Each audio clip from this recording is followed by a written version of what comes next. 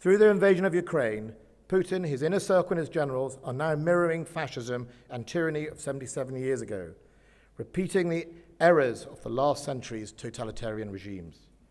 They are showing the same disregard for human life, national sovereignty and the rules-based international system. The very system, not least the United Nations Charter itself, that we conceived together and for which we fought and were victorious together. All professional soldiers should be appalled at the behaviour of the Russian army.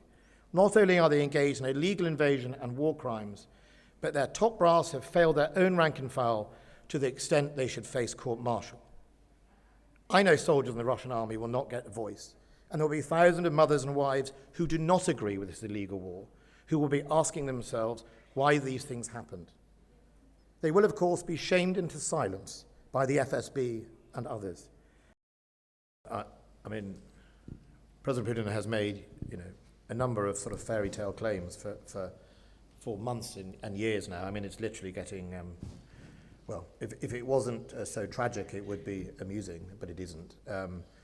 Look, no one's planning to invade.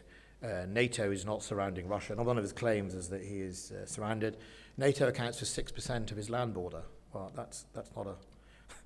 that's not being surrounded if only 6% of your land border is NATO countries. He claimed that there were NATO bases in Ukraine, and I'm sure the Ukrainian ambassador will tell you there weren't any NATO bases in Ukraine. I think he is believing what he wants to believe.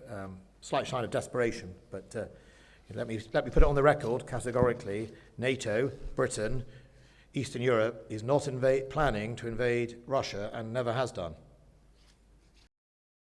But, fundamentally, this is a man who will spin anything as a victory, no doubt.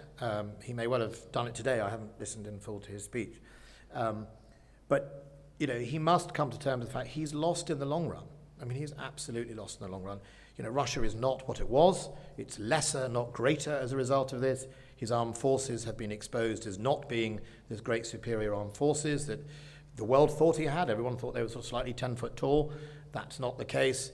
The international community predominantly has come together very strongly, of all countries in Europe and Canada, in Australia, etc. So he is more isolated, lesser country, and he's lost in the long run, and we should recognise that.